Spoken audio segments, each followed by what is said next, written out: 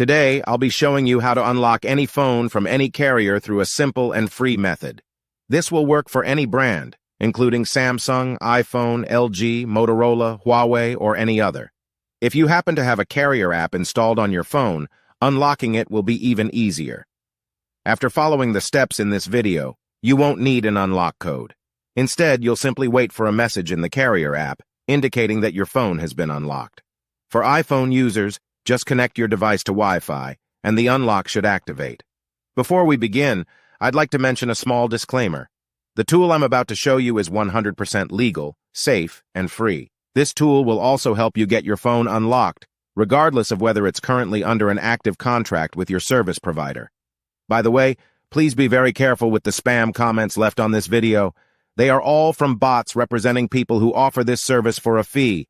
We might be affecting their business since I'm showing you a free method to unlock your phone from carriers.